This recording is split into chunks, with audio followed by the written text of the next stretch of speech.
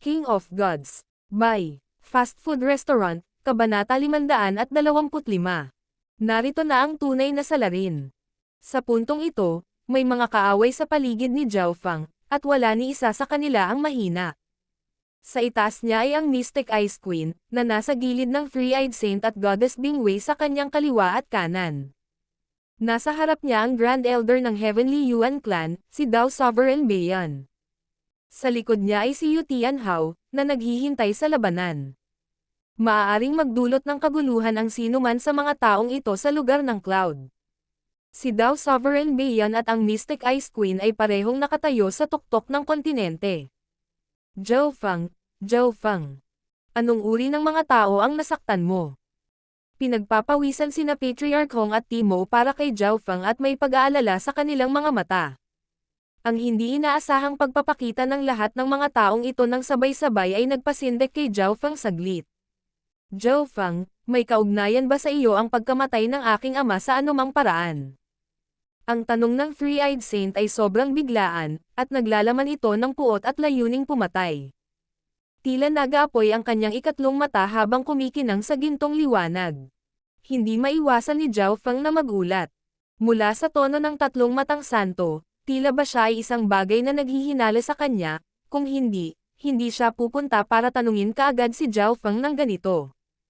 Three-Eyed Saint, huwag basta-basta mag-akusa ng mga tao nang walang anumang ebidensya. Sigaw ni Jiang Sanfeng. Ngumiti si Timo. Three-Eyed Saint, ang Canopy Great Country ay hindi pa nakakatanggap ng balita tungkol sa pagkamatay ng iyong ama. Paano ito maiuugnay kay Zhao Fang? Nang marinig ito, maraming tao sa Iron Blood Religion ang sumangayon. Karamihan sa kanila ay naguguluhan. Ang pamilyang Golden Sun ay nakabase sa gitnang kontinente, at ang pinuno ng pamilyang Golden Sun ay isang dalubhasa sa mas lumang henerasyon samantalang si Zhao Fang ay isang junior na wala pa sa 20 taong gulang. Hindi dapat magkaroon ng anumang awayan ang dalawa upang pag-usapan. Ebidensya. Nakita ng maraming tao ang aking ama at ang First Elder na sumunod kay Zhao Fang. Pagkatapos noon, hindi na bumalik ang aking ama at ang First Elder. Ang ikatlong mata ng Three-Eyed Saint ay nakalock kay Zhao Fang. Three-Eyed Saint, paano mo nalaman na patay na ang iyong ama? Tanong ni Patriarch Hong. Nagningning ang mga mata ng lahat. Ito ay isang kritikal na tanong. Sa panahong iyon, naging hindi mapakali ang bloodline ko. Ayon sa mga record ng pamilyang Golden Sun, tanging ang isang taong may bloodline ay konektado sa ibang may bloodline na sacred ay na dumanas ng kasawian ang magkakaroon ng ganitong pakiramdam. Naging malungkot ang tono ng Three-Eyed Saint at natahimik ang mga tao. Si Dao Sovereign Beiyan, Patriarch Hong, at ang iba ay lahat ay napakaraming kaalaman at nararamdaman ang mga sensasyon ng bloodline ng Three-Eyed Saint. Bilang ang dating pinakamalakas na bloodline family, ang bloodline ng Golden Sun family ay lubhang sikat, at ang pakiramdam na ito ay lumitaw ng higit sa 1 beses o 2 beses bago. Hindi nagduda si Zhao Fang sa Three-Eyed Saint. Ang kanyang God Spiritual Eye ay may sariling mga kakayahan at ito ay lubhang sensitibo sa panganib. Higit pa rito, ang pinuno ng pamilyang Golden Sun at ang mga bloodline ng Sacred Eye ng Three-Eyed Saint ay direktang nauugnay. Noon, nasugatan ako ni Zhao Fang at hindi ko na maisip pa ang sensasyong iyon. Ngunit 1 buwan pagkatapos ng pagkawala at paghahanap ng aking ama kung saan-saan, sa wakas ay natagpuan ko ang huling natitirang aura ng kanyang bloodline sa kaibuturan ng kagubatan. Isang tao lang mula sa pamilyang Golden Sun ang makakadama nito. Huminga ng malalim ang Three-Eyed Saint pagkatapos magsalita dito. Namumula ang kanyang mga mata habang nakatitig kay Zhao Fang, na para bang sigurado siya na si Zhao Fang ang may kasalanan. Nagkatinginan ang lahat na hindi makapaniwala. Una, wala si Zhao Fang at umalis siya nang wala ang kanyang mga kasama. Malamig na tinitigan ng mga mata ni Goddess Bingwei sina Jiang Sanfeng at Dai Ye, at tumalon ang kanilang mga puso. Sa katunayan, si Zhao Fang ay umalis sa lungsod na napakahinala. Pangalawa, may mga saksi na nakitang sinundan ng pinuno ng pamilyang Golden Sun si Zhao Fang. Nagtaas ng kamay si Goddess Bingwei. Shua! 3 figure ang tumalon mula sa isang sulok. May 2 lalaki at 1 babae. Ang isa sa kanila ay umabot na sa True Mystic rank at ang dalawa pa ay nasa True Human rank. Tama, nakita namin ang ulo ng pamilya at isang matanda na nakasuot ng damong nakasombrero na sumunod kay Zhao Fang. Kinumpirma ng tatlo. Agad, nakatanggap si Zhao Fang ng mga kaina-hinalang tingin. Ang lahat ng mga palatandaan at ebidensyang ito ay nagpapahiwatig na ang pagkamatay ng pinuno ng pamilya ng Golden Sun ay konektado kay Zhao Fang. Zhao Fang, kung inosente ka, bakit ka umalis ng may kahina-hinala? Anong ginawa mo para mag-isang umalis? Anong nangyari pagkatapos kang sundan ng dalawa? Pinindot ni Goddess Bingwei, si Zhao Fang ay nanatiling walang ekspresyon at tahimik. Daw Sovereign Beiyan, maaari kang maging saksi. Masyadong kaina-hinala ang Zhao Fang na ito. Kung ang Iron Blood Religion ay hindi magbibigay ng kasiya-siyang sagot, maaari nating hulihin at tanungin siya ng magkasama. Ngumiti ang Mystic Ice Queen kay Daw Sovereign Beiyan. Nagsumpa sina Patriarch Hong at Timo sa kanilang mga puso. Masyadong tuso ang Mystic Ice Queen. Ang nag-iisang sovereign ay maaaring hindi makapagbanta kay Zhao Fang, ngunit humingi siya ng tulong kay Daw Sovereign Beiyan. Kapag nagsama na sila, kahit si Patriarch Hong ay hindi mailigtas si Zhao Fang. Masyadong kaina-hinala ang Patriarch Hong, ang pagkamatay ng Golden Sun Family Head at ang kinaroroonan ng aking alagad. Sa tingin ko dapat mong ipaliwanag sa amin ang lahat. Si Daw Sovereign Beiyan ay hindi agad pumili ng panig, sa halip ay sumulyap kay Patriarch Hong. Nanginig ang puso ni Zhao Fang. Hindi rin maganda si Daw Sovereign Beiyan. Bagamat hindi siya kaagad nakipagtulungan sa Mystic Ice Queen, ginagamit niya ang momentum para i-pressure ang Iron Blood Religion. Sa puntong ito, talagang nakaramdam ng pressure si Patriarch Hong at Timo ng dalawang soberano. Ang Iron Blood Religion ay kakabangon pa lamang at ito ay nahaharap na sa panganib. Kailangang malaman ng isa na ang Mystic Ice Palace at Heavenly Yuan Clan ay parehong miyembro ng 10 Great Forces. Zhao Fang, naniniwala akong hindi ikaw ang may kasalanan at hindi ito nauugnay sa iyo. Kung desidido silang guluhin tayo, hindi iyuko ng mga miyembro ng Iron Blood Religion ang kanilang mga ulo sa sinuman. Lumingon ang tingin ni Patriarch Hong kay Zhao Fang. Malinaw na, bilang karagdagan sa dalawang soberano na nagnanais ng paliwanag, nais ding malaman ni Patriarch Hong ang sagot. Tama, naniniwala kami na hindi si Deputy Patriarch Zhao ang may kasalanan. Lahat ng nasa Iron Blood Religion ay sumusuporta. Naniwala ang lahat sa kanilang Deputy Patriarch. Ang mga boses na ito ay nagpainit kay Zhao Fang. Gayunpaman, ngumiti siya sa halip. Paano mo nalaman na hindi ako ang may kasalanan? Nang marinig ito, tumahimik ang lahat. Ang Patriarch Hong, Timo, Jiang Sanfeng, at ang iba pa ay lahat ay nakapos. Hindi ito itinanggi ni Zhao Fang. Hindi mo ako kailangang protektahan. Ang pagkamatay ng Golden Sun Family Head ay talagang may kaugnayan sa akin. Tumawa si Zhao Fang. Inamin niya. Nakanganga ang lahat. Ang Mystic Ice Queen, ang Three-Eyed Saint, at Goddess Bingwei ay lahat ay natulala. Itinulak nila ang pasulong upang magambala nila ang puso ni Zhao Fang at makahanap ng higit pang mga pagkukulang upang mahanap ang katotohanan. Ngunit inamin lang ito ni Zhao Fang. Zhao Fang, ikaw. Nagpanik si Timo. Natakot ba si Zhao Fang na magulo ang Iron Blood Religion? Ano ang nangyayari? Biglang hindi nakita ni Patriarch Hong si Zhao Fang. Zhao Fang, paano namatay ang aking ama? Sinong tumulong sayo?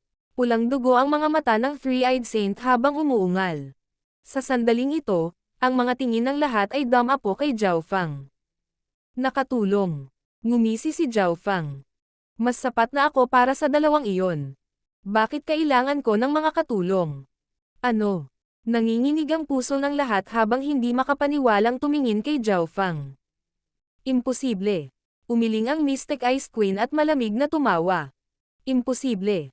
Kahit na ang mga normal na half-step na Origin Core Realm Expert ay hindi katugman ng aking ama, at ang First Elder ay walang kapantay sa ilalim ng Origin Core Realm. Umiling ang Three-Eyed Saint. Alam ng lahat ng eksperto dito kung gaano kalakas ang pinuno ng pamilyang Golden Sun at ang First Elder. Maging ang Three-Eyed Saint ay hindi naniniwalang matatalo ni Zhao Fang ang dalawang iyon. Nahulaan nila na maaaring may kaugnayan si Zhao Fang dito, ngunit tiyak na may mga katulong sa likod niya. Zhao Fang, anong dahilan mo para patayin ang pinuno ng pamilyang Golden Sun? Napabuntong hininga si Patriarch Hong. Zhao Fang, Zhao Fang. Kahit na ikaw talaga ang may kasalanan, hindi mo na kailangang aminin. Kung walang ebidensya, walang magagawa ang Mystic Ice Queen. Simple lang. Gusto nila akong patayin pero ako ang pumatay sa kanila. Masisisi mo lang sila dahil hindi sila sapat. Sagot ni Zhao Fang. Ibig sabihin, pinatay mo sila dahil sa pagtatanggol sa sarili. Bulalas ni Timo. Pagtatanggol sa sarili. Tumalon ang puso ng lahat sa Iron Blood Religion habang nagbago ang ekspresyon ng Mystic Ice Queen at ng kumpanya. Kung ito ay totoo, kung gayon ito ay katanggap-tanggap. Kung hindi niya sila papatayin, siya ang papatayin sa halip. Ang pamilyang Golden Sun ay hindi magkakaroon ng malakas na pag-aangkin dahil plano nilang patayin muna si Zhao Fang. Zhao Fang, bakit ka papatayin ng tatay ko? Nagngangalit ang Three-Eyed Saint. Hihihi, kailangan mo pa bang pag-isipan? Tumawa si Zhao Fang, at naintindihan ng lahat. Tinalo ni Zhao Fang ang Three-Eyed Saint at kinuha ang titulo ng pinakamalakas na eye bloodline ng kontinente. Ito ay katotohanan. Ang pinuno ng pamilyang Golden Sun ay umatake dahil sa selos at puot. Tama si Zhao Fang. Walang dahilan para patayin ni Zhao Fang ang pinuno ng pamilyang Golden Sun, ngunit gustong-gusto ng pamilyang Golden Sun na mamatay si Zhao Fang. Humagalpak ng tawa si Patriarch Hong at naging sanhi ng panginginig ng hangin. Nakakatawa. Anong ebidensya ang mayroon ka? Halos lumuwa ang Three-Eyed Saint ng isang subo ng dugo. Kung pinatay sila ni Zhao Fang dahil sa pagtatanggol sa sarili, magiging katanggap-tanggap ang lahat. Magiging problema ito sa pagitan ni Zhao Fang at ng Three-Eyed Saint, na nangangahulugan na hindi siya matutulungan ng Mystic Ice Queen at Dao Sovereign Beyond na maghiganti.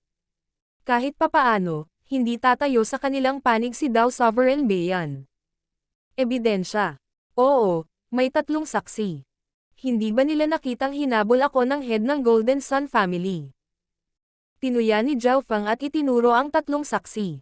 Agad na naging kulay abo ang kulay ng mukha ng mga saksi. Ilang sandali lang ang nakalipas, itinuro nila kung paano hinabol ng pinuno ng pamilyang Golden Sun at ng unang elder si Zhao Fang. Hihihi, Three-Eyed Saint. Kung gusto mong maghiganti, pumunta ka sa akin. King of Gods, Kabanata 526. Magkasamang dalawang napakahusay na kamanghamanghang henyo. Hihihi, Three-Eyed Saint. Kung gusto mong maghiganti, pumunta ka sa akin. Nanunuya si Zhao Fang. Ikaw. Galit na galit ang Three-Eyed Saint na nagsimulang manginig ang kanyang katawan at ang kanyang ikatlong mata ay nagsimulang manginig. Huwag padalos-dalos. Nagngalit ang mga ngipin ni Goddess Bingwei habang pinipigilan ang Three-Eyed Saint. Sa katotohanan, ang galit niya kay Zhao Fang ay hindi mas mababa kaysa sa Three-Eyed Saint, ngunit alam niya na ang Three-Eyed Saint ay hindi kalaban ni Zhao Fang. Magkasama man sila, baka hindi pa rin sila manalo. Mayabang. Ang Mystic Ice Queen ay humagulgol sa hangin at ang kanyang Origin Core Realm Mental Energy Pressure ay durog pababa. Sa sandaling iyon, nawalan ng kakayahang huminga ang buong upper echelon ng Iron Blood Religion. Si Zhao Fang ay nakatayong hindi gumagalaw habang ang kanyang buhok ay umiihip sa hangin. Malamig niyang tinitigan ang Mystic Ice Queen nang hindi nagpapakita ng anumang palatandaan ng kahinaan. Pagkatapos ng 4 na buwan ng pag-iisa, ang lakas ni Zhao Fang ay tumaas ng mabilis. Bagamat hindi siya kasing lakas ng isang soberano, naniniwala siyang hindi siya magiging walang magawa laban sa isa. Kailan naging napakalakas ng kaluluwa ng batang ito? Lihim na nagulat si Dao Sovereign Beyond. Malinaw ding napagtanto ng Mystic Ice Queen na ang kaluluwa ni Zhao Fang ay napakalakas at hindi siya natatakot sa mental energy pressure ng isang sovereign. Ang kaluluwa ay ang pinagmulan ng lahat ng kamalayan at ito ay lubhang mahirap palakasin. Kung mas malakas ang kaluluwa, mas madaling tumaas ang lakas ng enerhiya ng isip ng isang tao. Si Zhao Fang ay nagkaroon lamang ng cultivation ng True Lord rank ngunit ang lakas ng kanyang kaluluwa ay lumampas sa inaasahan ng lahat. Bago ang Sacred True Dragon Gathering, hindi ganoon kalakas ang kaluluwa ni Zhao Fang. Gumagalaw ang puso ng Mystic Ice Queen. Matapos makapasok sa mahiwagang pamana, ang kaluluwa at paglilinang ni Zhao Fang ay parehong tumaas ng husto. Sa pag-iisip hanggang dito, naging nagninangas ang mga mata ng Mystic Ice Queen. Sa totoo lang, ang Three-Eyed Saint ay isa lamang sa mga dahilan kung bakit siya narito. Ang tunay na nagpakilos sa kanya ay ang hindi kilalang mana. Shua. Isang bigla ang iskarlato pulang figure na nagniningning ng madugong aura ang hamarang sa pagitan ng Mystic Ice Queen at Zhao Fang. Si Patriarch Hong iyon. Mystic Ice Queen. Nagsalita si Patriarch Hong. Bilang isang sovereign ng mas matandang henerasyon, makikialam ka ba sa pagitan ni Zhao Fang at ng Three-Eyed Saint? Ang pagpatay ni Zhao Fang sa pinuno ng pamilyang Golden Sun ay dahil lamang sa pagtatanggol sa sarili. Kailan naging hindi makatwiran ang Mystic Ice Palace? Nabawi talaga ni Patriarch Hong ang kaunting lakas niya. Bahagyang nagbago ang ekspresyon ng Mystic Ice Queen. Kahit na hindi dahil sa bagay na tinatawag na katwiran, gagawin pa rin ni Patriarch Hong ang kanyang makakaya upang protektahan si Zhao Fang. Si Zhao Fang ay isang bihirang kamangha-manghang henyo kahit na tumitingin sa buong kontinente, at siya ay bahagi ng Iron Blood Religion. Ang Heavenly Yuan Clan at ang Mystic Ice Queen ay gagawa ng parehong bagay kung sila ang nasa ganitong sitwasyon. Sa tingin ko lang medyo kahina-hinala. May lakas si Zhao Fang na patayin ang ulo at unang elder ng pamilyang Golden Sun. Higit pa rito, si Shenger ay nobyo ng aking goddess Bingwei. Anong masama kung sinusubukan kong tulungan siya? Isang ngiti ang lumitaw sa mukha ng Mystic Ice Queen. Ang nobyo ni Goddess Bingwei. Maraming tao ang nagulat. Bagaman maaari itong magamit bilang isang dahilan, ito ay medyo hindi makatwiran. Kung tutuusin, ang pinuno ng pamilyang Golden Sun ang unang umatake. Nagdududa ka ba sa lakas ko? Kung hindi ka naniniwala sa akin, maaari kang magpadala ng 2 half-step na Origin Core Realm Expert mula sa Mystic Ice Palace para subukan ako. Dinilaan ni Zhao Fang ang kanyang mga labi at tila nasa sabik. Nag-usap ang lahat pagkatapos marinig iyon. Ang mapagmataas na tono ni Zhao Fang ay labis na walang galang sa sovereign, at marami ang nagdududa sa kanyang mga kakayahan.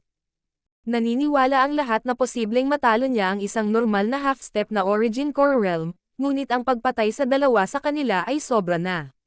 Saan nanggagaling ang tiwala ng brat na ito?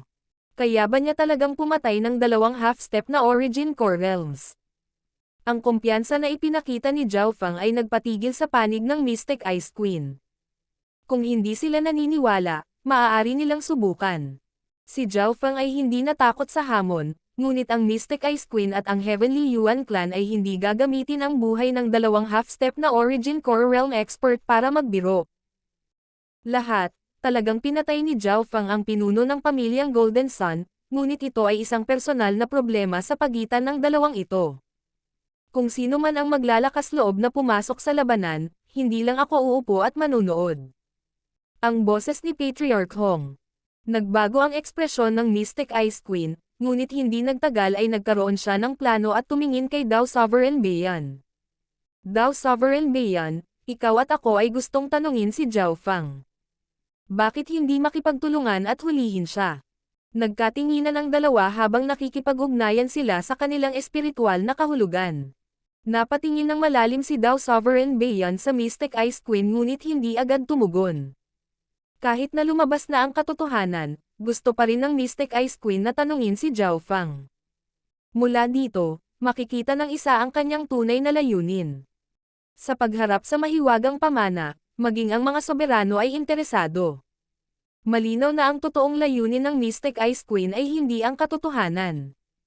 Ang sulyap ng Mystic Ice Queen kay Dao Sovereign Beiyan ay hindi nakaligtas kay Patriarch Hong. Mukhang nandito ang Mystic Ice Queen na may masamang hangarin. Nayanig ang puso ni Patriarch Hong. Pagkatapos ng ilang paghinga at pagsulyap sa isa't isa, kumislap ang mga figure ni Dao Sovereign Beiyan at ng Mystic Ice Queen. Shua! Shua! Pumasok ang dalawa mula sa magkasalungat na direksyon patungo kay Zhao Fang at Patriarch Hong sa gitna. Dao Sovereign Beiyan, ano ang kahulugan nito? Nagbago ang ekspresyon ng mukha ni Patriarch Hong. Ngumiti si Dao Sovereign Beiyan at nagsalita sa mahinahong tono. Gusto ko lang malaman ang mga detalye ng kalagayan ni Yufei, wala nang iba pa. Isang malamig na ngiti ang lumitaw sa mukha ng Mystic Ice Queen. Paano tatanggihan ni Dao Sovereign Beiyan ang kanyang alok na magtulungan? Sa isang gilid ay ang Iron Blood Religion na kakabangon lang at sa kabilang banda ay isa sa 10 major forces. Malinaw na mas gusto ni Dao Sovereign Beiyan na saktan ang una kaysa sa huli. Higit pa rito, gusto pa rin niyang tanungin si Zhao Fang. Ang sitwasyong ito ay agad na naglagay sa itaas na antas ng Iron Blood Religion sa isang mindset na handa sa labanan. Ang mga puso ni Patriarch Hong at Timo ay nag-aalab, ngunit dalawang soberano ay nalampasan ang maaaring harapin ng Iron Blood Religion. Gayunpaman, si Zhao Feng mismo ay hindi nataranta. Sa sandaling ito, isang walang ekspresyon na boses ang tumunog. Walang sino man ang maaaring makagambala sa labanan ni Zhao Feng at ng aking sarili. Ang boses na ito ay nanggaling sa isang malamig na itim na buhok na kabataan. Yu Tianhao. Bahagyang natulala ang lahat. Nakalimutan na nila ang tungkol sa dalawang pinuno ng napakahusay na kamangha-manghang henyo na ito. Shua. Si Yu Tianhao ay lumitaw sa tabi ni Zhao Feng. Yu Tianhao, ikaw. Hindi maintindihan ni Zhao Feng. Sarili niyang problema ito. Bakit dumating si Yu Tianhao? Hindi ako papayag na mapahamak ka bago ang laban natin sa anumang paraan. Ang sinumang kaaway ni Zhao Feng ay kailangang dumaan sa akin. Si Yu Tianhao ay nakatayong magkabalikat kasama si Zhao Feng. Si Yu Tianhao ay hindi natakot sa lahat na humarap sa dalawang sovereigns. Sa kabaligtaran, kumukulo ang kanyang dugo sa pananabik at hangarin sa pakikipaglaban. Ang invisible battle intent ay lumampas sa limitasyon ng kanyang cultivation. Sa sandaling iyon, nanginginig ang puso ng dalawang soberano. Isinasantabi ang cultivation, ang layunin ng labanan na nagmumula kay Yu Tianhao lamang ay maaaring makayanan ang mga nasa Origin Core Realm. Nakakatakot. Ito ba ang maalamat na unparalleled heaven battle ang bloodline? Lumitaw ang pag-iingat sa mga mata ng dalawang soberano. Ang unparalleled heaven battle ang bloodline ay talagang isang ipinagbabawal na alamat, at ang dalawa ay nag-iingat din sa ama ni Yu Tianhao at sa background ng pamilyang Yu. Yu Tianhao, wala akong pakialam na sumali ka, pero ito ang problema ko. Paano kita hahayaang tumayo sa harapan? Isang hakbang pasulong si Zhao Feng. Sa sandaling iyon, ang kanyang God Spiritual Eye ay bumukas at nagradiated ng aura ng mental energy. Paano ito posible? Paanong napakalakas ng mata niya? Ang bloodline ng Sacred Eye ng Three-Eyed Saint ay nagsimulang makaramdam ng pressure. Maging ang dalawang soberano ay bahagyang nataranta. Ang lakas ng Eye bloodline ni Zhao Feng ay umabot sa antas kung saan maaari nitong ilipat kahit ang mga nasa Origin Core Realm. Kailan pa nagkaroon ng napakalaking henyo ang Azure Flower Continent? Sa sandaling ito, ang mental na enerhiya at kaluluwa ni Zhao Feng pati na rin ang layunin ng pakikipaglaban ni Yu Tianhao ay bumuo ng momentum na ikinagulat maging ng mga nasa Origin Core Realm. Parehong magagalaw ng kanilang mga aura ang mga sovereign. Pang! Pang! Pang! Pang! Naramdaman ng lahat ng nasa ilalim ng Origin Core Realm na nanginginig ang kanilang mga puso. Baliw! Ang dalawang pinuno ng napakahusay na kamanghamanghang henyo na ito ay nagsama, at ang kanilang kalaban ay hindi isang True Lord rank o isang half-step na Origin Core Realm expert, ngunit isang sovereign na nakatayo sa tuktok ng kontinente. Hindi naman masama ang suggestion mo. Parang nasusunog ang bloodline ko. Baka sa mukha ni Yu Tianhao ang pananabik. Bagamat siya ay mayabang, alam niyang napakababa ng pagkakataong matalo niya ang isang soberano ng mag-isa. Ngunit kung makikipagtulungan siya kay Zhao Feng, posible ang anumang bagay. Ang sitwasyon ay agad na nagbago. Si Yu Tianhao, na orihinal na gustong hamanin si Zhao Feng, ay sa halip ay nakipagtulungan sa kanya at tumayo ng magkabalikan kasama si Patriarch Hong. Hinarap ni Patriarch Hong ang Mystic Ice Queen habang sina Zhao Feng at Yu Tianhao ay nakaharap kay Dao Sovereign Beiyan. Siguro kaya talaga nila ito. Nadama ni Patriarch Hong ang isang malakas na paniniwala mula sa kanila. Para bang may magagawa sila. Ang kanilang kumpiyansa at momentum ay may mga senyales na kayang sugpuin ang isang soberano. Sa pagtingin sa dalawang pinuno ng napakahusay na kamanghamanghang henyo na ito, lahat ng tatlong sovereign ay biglang tumanda. Ang mainit na dugong labanan layunin ng isang kabataan ay isang bagay na hindi na nila maaangkin. Dahil dito sina Zhao Feng at Yu Tianhao ay pinuno ng napakahusay na kamanghamanghang henyo. Noong kabataan pa ng mga soberano, malamang na may mga taong tumitingin sa kanila. King of Gods, Kabanata 527. Sovereign Compromising. Sa himpapawid, si Dao Sovereign Beiyan at ang Mystic Ice Queen ay bahagyang natulala. Walang nag-alinlangan sa lakas ng dalawang pinuno ng napakahusay na kamanghamanghang henyo o sa kakayahan nilang gumawa ng mga milagro. Ang pagsasama-sama ng kanilang momentum at labanan layunin ang nagpakilos sa puso ng tatlong soberano. Siguro ang dalawang ito na magkasama ay maaaring talagang hamanin ang isang soberano. Naisip ni Timo, kahit na sinabi sa kanya ng Loika na ang pagkakataon ng tagumpay ay napakababa. Kumikislap ang mga mata ni Patriarch Hong at nakaramdam siya ng init ng dugo, na parabang nakikita niya ang kanyang sarili mula noon kay Zhao Feng at Yu Tianhao. Gayunpaman, kahit noong bata pa siya, hindi siya kasing tapang ni Zhao Feng o Yu Tianhao. Hinahamon ang isang soberano. Si Patriarch Hong ay napatalon sa takot mula sa kanilang mga aksyon. Masyado silang matapang. Ngunit ang layunin ng labanan na nagmumula sa kanila ay nakakagulat. Bilang isang sovereign, malinaw na alam ni Patriarch Hong ang pagkakaiba sa pagitan ng True Lord rank at ng Origin Core Realm. Makikita ng isang tao ang pagkakaibang iyon nang patayin ni Elder Assassination ang Golden Sun Family Head at First Elder. Gayunpaman, bilang pinuno ng napakahusay na kamanghamanghang henyo na nakatayo sa tuktok ng 12-dosenang henerasyon, isa na silang himala. Bagamat hindi malamang na manalo ang Loika, naniwala si Patriarch Hong at umaasa sa kanila. Kailangan ninyong pag-isipang mabuti ang mga bagay-bagay. Mabagal na sabi ni Patriarch Hong na may malalim na kahulugan.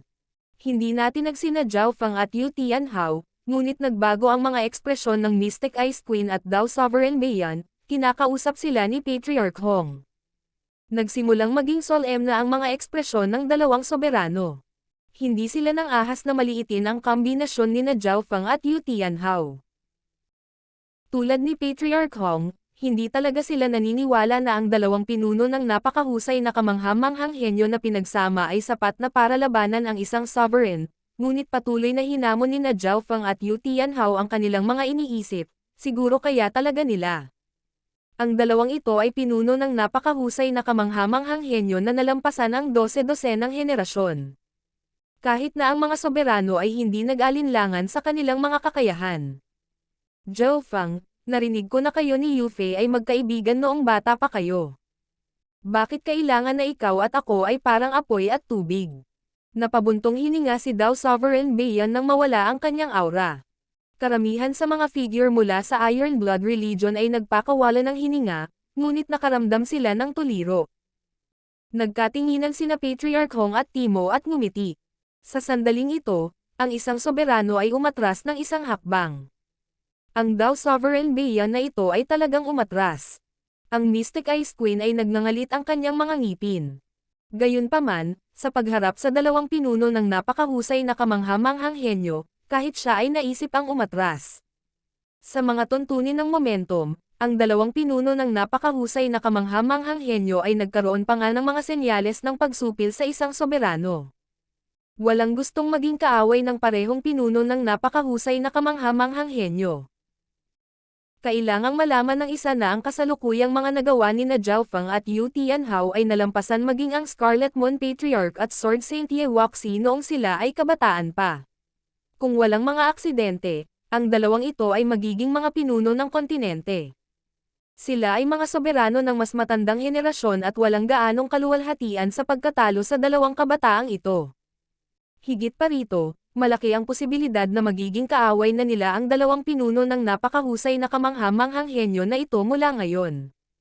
At kung dumating sila sa isang draw, o natalo pa, iyon ang mga sitwasyong hindi gustong mangyari ng dalawang soberano, at naramdaman nila na may posibilidad man lang na mangyari ang isa o ang isa pa. Nangangahulugan iyon na ang mga masasamang bagay lang ang maaaring mangyari sa mga sovereign kung lalaban sila, kaya hindi nakakapagtaka kung bakit umatras si Dao Sovereign Beiyan. Senior Beiyan, maaari nating pag-usapan ang sitwasyon ni Yu Fei ng pribado. Medyo nabawi rin ang kapangyarihan ng Ai bloodline ni Zhao Fang. Ang dahilan kung bakit hindi pa nila ito napag-usapan ay higit sa lahat dahil ang soberano ay kumikilos ng mataas at makapangyarihan. Si Zhao Fang ay halatang hindi kikilos ng mainit sa kanya sa ganoong ugali. Gayunpaman, pagkatapos harapin ang pagtitiwala ng dalawang pinuno ng napakahusay na kamanghamanghang henyo, sa wakas ay inalis ni Dao Sovereign Beiyan ang kanyang superioridad at gustong makipag-usap. Oo naman, gusto ko ring makita ang taong hinahangaan ni Yu Fei. Magiliw na ngumiti si Dao Sovereign Beiyan at tumango. Nang makitang nagkaunawaan sina Zhao Fang at Dao Sovereign Beiyan, nagbago ang ekspresyon ng Mystic Ice Queen. Dao Sovereign Beiyan, naniniwala ka ba sa kanya? Sa harap ng kapalaran at kayamanan, sino ang nakakaalam kung ano ang kaya ng mga tao? Si Zhao Fang ay bumalik mula sa mahiwagang pamana at ang iyong disipulo ay hindi. Paano ka nakakasigurado na hindi siya ang pumatay sa kanya? Ngumiti ang Mystic Ice Queen. Anong ibig mong sabihin? Natigilan ang ekspresyon ni Dao Sovereign Beiyan at hindi siya nasisiyahan. Nag-aalala lang ako na malilinlang ka ng one-sided tale ng brat na ito. Naniniwala ako na kahit si Patriarch Hong ay interesado sa mahiwagang pamana. Alam nating lahat ang mga sikreto nito. Masungit ang tono ng Mystic Ice Queen. Ang buong punto ng pagtatambal nila ni Dao Sovereign Beiyan ay para sa hindi kilalang mana. Ngayong hindi na siya isasama, halatang galit siya. Hindi mapigilan ni Dao Sovereign Beiyan na mag-alinlangan. Hindi rin niya gustong masaktan ang Mystic Ice Queen at ang Mystic Ice Palace. Higit pa rito, naisip niya na ang mga salita ng Mystic Ice Queen ay hindi walang dahilan. Kung naghihinala si Senior sa akin, 4 na salita lang ang sasabihin ko para mabago ang isip mo at mapatunayan ang sarili ko. Hindi umatras si Zhao Fang. Aling 4 na salita? Ang 3 sovereigns at lahat ng iba pa ay lumingon kay Zhao Fang. 10,000. Sinaunang. Sabi ni Zhao Fang, binibigyang diin ang bawat salita. Teka. Naniniwala ako sa'yo. Malaki ang pagbabago sa ekspresyon ni Dao Sovereign Beiyan at agad niyang pinigilan si Zhao Fang. 10,000 sinaunang lahi. Napatigil si Zhao Fang pagkatapos ng 3 salita. Nagsimulang mag-isip ang iba pang 2 soberano at mga eksperto, ngunit hindi sila sigurado. Pag-usapan natin ng pribado. Si Dao Sovereign Beiyan ay tumingin ng malalim kay Zhao Fang. Tanging si Dao Sovereign Beiyan at isa pang sovereign sa clan ang nakakaalam tungkol sa bloodline ni Zhao Yufei. Maging si Zhao Yufei mismo ay hindi alam ang tungkol dito dahil itinatago ito sa puso ni Dao Sovereign Beiyan. Hindi siya nang ahas na ibunyag ang sikretong ito dahil masyadong nakakagulat ang 10,000 Ancient Races bloodline. Kahit na ang Heavenly Yuan clan ay maaaring hindi makayanan ang mga kahihinatnan. Shua. Sina Zhao Fang at Dao Sovereign Beiyan ay pumasok sa isang bulwagan. Itong Zhao Fang ay medyo kawili-wili. Hinihintay ko ang araw na aawayin ko siya. Pinagmamasdan sila ni Yu Tianhao na nawala sa bulwagan habang naglalabas siya ng isang misteryosong token na kumikinang sa hindi kilalang sensasyon bago bumuntong hininga. Sa kasamaang palad, wala akong masyadong oras. Tara na. Ang Mystic Ice Queen ay nagngangalit ang kanyang mga ngipin at labis na ayaw. Alam niya na nakuha na ni Zhao Fang ang tiwala ni Dao Sovereign Beiyan at hindi siya magkakaroon ng bahagi sa mga lihim ng hindi kilalang mana. Palam. Walang emosyong sabi ni Patriarch Hong. Isang mahabang hininga ang pinakawalan ni Timo. Ang panganib sa wakas ay lumipas. Sa 2 sovereigns, ang isa ay nakipagpayapaan kay Zhao Fang habang ang isa ay umalis sa galit. Yu Tianhao, salamat. Nakangiting sabi ni Timo. Alam niya na ang background ni Yu Tianhao ay may malaking bahagi sa desisyon ni Dao Sovereign Beiyan na umatras. Hindi ako tumutulong sa Iron Blood Religion, si Zhao Fang lang. Si Yu Tianhao ay hindi magalang at agad na nakaramdam ng awkward si Timo. Hahaha. Nagsimulang tumawa si Patriarch Hong at ang iba pa. Si Yu Tianhao ay hindi nagbigay ng kahit anong mukha kay Timo. Sa puntong ito, sina Zhao Fang at Dao Sovereign Beiyan ay nasa loob ng bulwagan habang ang iba ay naghihintay sa labas. Si Patriarch Hong, Timo, Yu Tianhao, at kumpanya ay lahat ay interesado sa mahiwagang pamana, ngunit handa lamang si Zhao Feng na ibahagi ang mga sikreto kay Dao Sovereign Beiyan. Sa loob ng bulwagan, sinasabi mo na dahil si Yufei ay may bloodline ng 10,000 ancient races, siya ang pinili ng espiritu na maging kahalili ng manang iyon.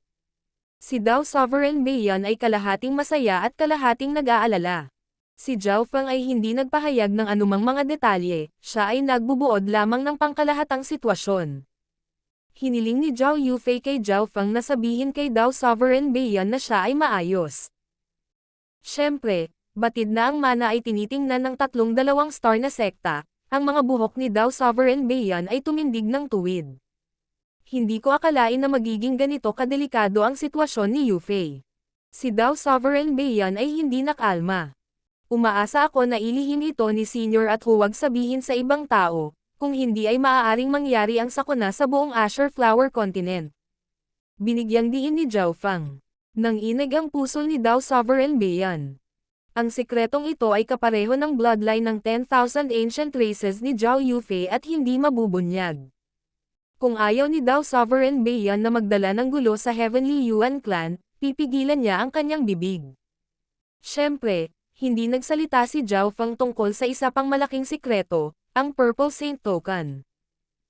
Gamit ang Purple Saint Token, maaaring makipag-ugnayan si Zhao Feng sa Purple Saint Ruins at makabalik pa doon. Ilang sandali pa ay lumabas na ang dalawa. Ang ekspresyon ni Zhao Feng ay katulad ng dati, ngunit ang emosyon ni Dao Sovereign Beiyan ay hindi matatag at tila siya ay nabigla. Bagamat nagtataka sina Patriarch Hong, Timo, at ang iba pa, hindi sila nagtanong. Hindi agad umalis si Dao Sovereign Beiyan.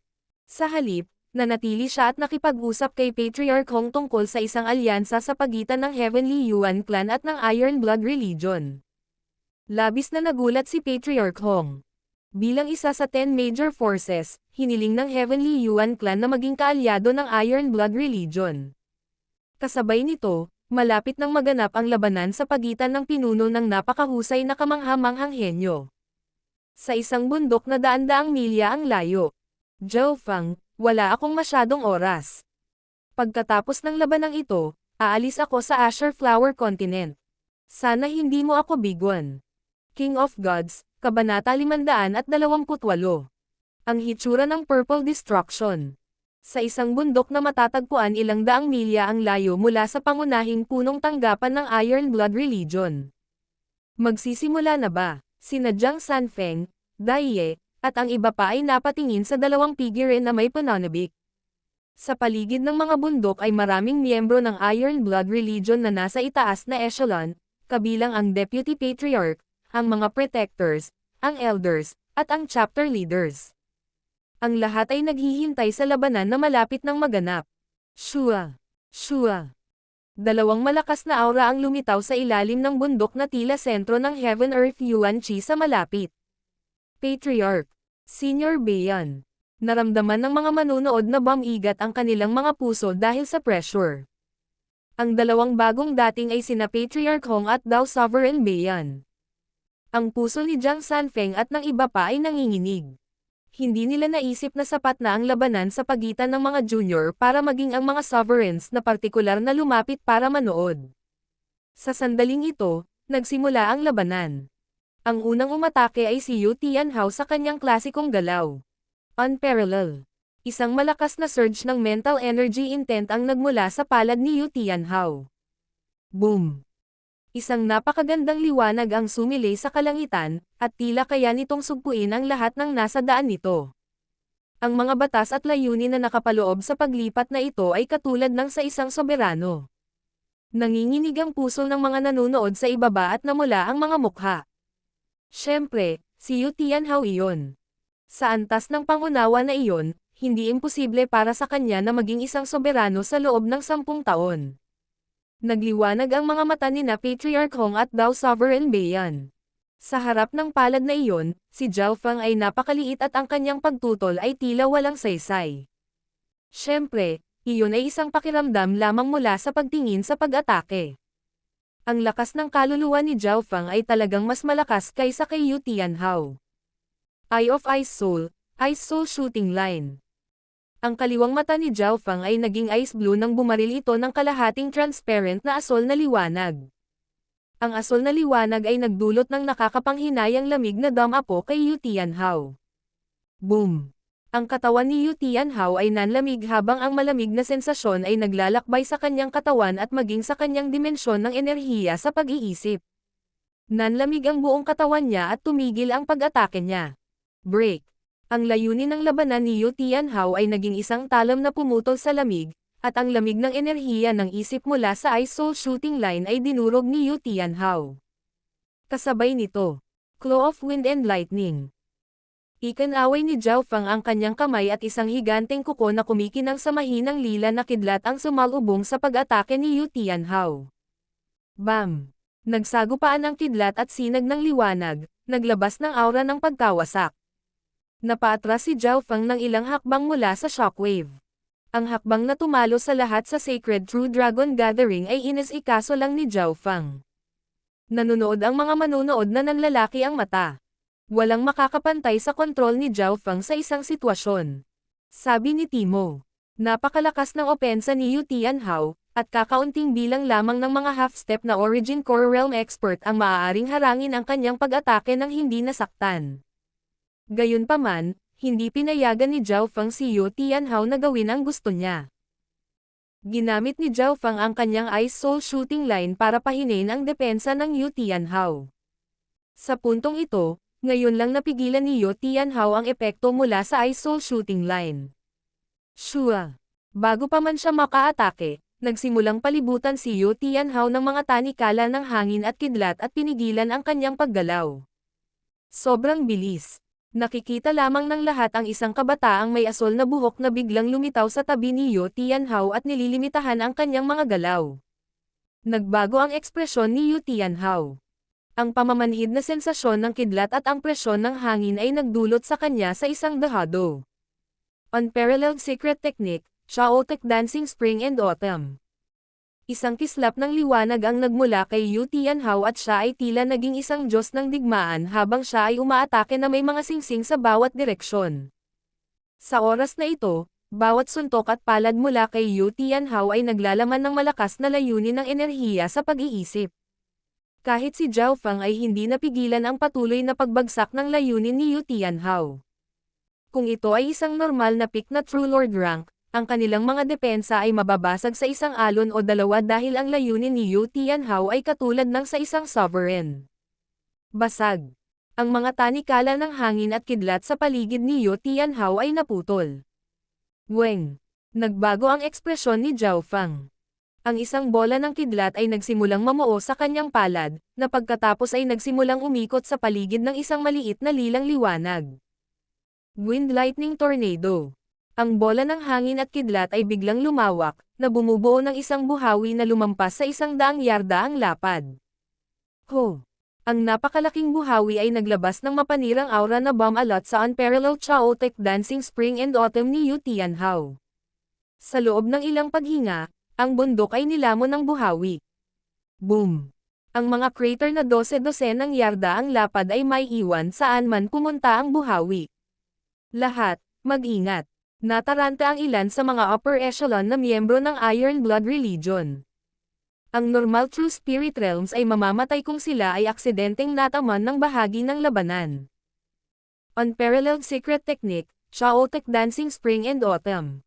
Si Yu Tianhao ay parang Diyos ng digmaan habang tinatakan niya ang lahat ng bagay sa paligid niya, at ang buhawi na pinakawalan ni Zhao Feng ay agad na naalagaan. Hindi ko siya hahayaang makalapit. Nanginig ang puso ni Zhao Feng. Sinira ni Yu Tianhao ang lahat ng kanyang dinadaanan at si Zhao Feng ay walang kalamangan sa malapitang labanan. Shua! Si Zhao Feng ay naging malabo ng liwanag habang siya ay agad na humiwalay ng 1 o 200 yarda.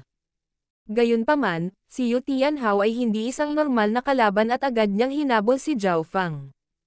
Unparalleled in the world. Nagpakita si Yu Tianhao ng isang malakas na aura. Whoosh! Isang misteryosong malamig na liwanag ang dumurog sa lahat ng dinadaanan nito. Sa sandaling iyon, maging ang araw at buwan ay tila nawalan ng kulay sa harap nitong palad. Bahagyang nagbago ang ekspresyon ng dalawang soberano. Naramdaman ng lahat ng manunood na tumindig ang kanilang mga balahibo, at pakiramdam nila kahit isang Diyos ay mamamatay sa suntok na ito. Ang parehong pag-atake na ito ay ginamit sa Golden Sun Sacred City, ngunit ang kapangyarihan ngayon ay higit sa doble kaysa dati. Napakalakas ng strike. Ang puso ni Zhao Fang ay nanginginig ng mahina, at hindi niya maiwasang huminga ng malalim nang lumitaw ang isang maliit na malabong purple core sa kanyang palad, na sumanib sa nakapalibot na kidlat. Iyan ay. Ang dalawang sovereigns sa ibaba ay nakaramdam ng isang lubhang mapanirang aura at ang kanilang mga puso ay tumalon. Ang maliit na purple core ay ang kulay purple na kidlat ni Zhao Fang at sa paligid nito ay ang kulay azure na kidlat. Nang mailabas ang aura nito, tumahimik ang bawat nilalang sa loob ng 10 milya. Purple Destruction, Wind Lightning Destruction. Ang mahinang purple core sa palad ni Zhao Fang ay sumanib sa Azure Lightning at binago ang pag-atake sa isang sinag ng Azure at Purple. Boom! Ang dalawang pag-atake ay nagsimulang lumunin at sirain ang isa't isa. Ang mga manunood ay nag-click sa kanilang mga dila. Hindi na nila makita ang kanilang mga figure. Ang tanging nakikita lang nila ay isang malamig na liwanag at isang lilang Azure na kidlat na nagsasalubong. Makalipas ang ilang paghinga, nawala ang mapanirang aura. Shoo! Nanginginig ang figure ni Yu Tianhao at ilang mga madugong marka ang naiwan sa kanyang katawan. Kasabay nito, ang malamig na sinag ng liwanag ay dumiin pasulong kay Zhao Fang. Bam! Ang nangingibabaw na kapangyarihan ay agad na nagpalipad kay Zhao Fang habang ang dugo ay bumulwak mula sa kanyang bibig. Isang mahiwagang alon ng tubig ang lumitaw sa ibabaw ng katawan ni Zhao Fang na agad na nagpagaling sa kanyang mahinang mga sugat. Sa ibaba ng bundok, pidyo hininga ang mga manunood at hindi na makahinga. Ang kidlat ni Zhao Fang ay tila naglalaman ng Dao of Destructions. Nagkatinginan sina Patriarch Hong at Dao Sovereign Beiyan, labis na nagulat. Ang kapangyarihan ng pagkasira sa pag-atake na iyon ay napakaliit sa dami, ngunit nabigla na nito ang dalawang soberano. Kung mayroong ilang beses pa, kung gayon ang resulta ay hindi maiisip. Ang palad ni Yu Tianhao ngayon ay sapat na para masugatan ng husto ang isang kalahating hakbang na Origin Core Realm. Sa kabutihang palad, nilinang ni Zhao Fang ang kapangyarihang iyon ng Dao of Destruction. Bumantong hininga si Timo.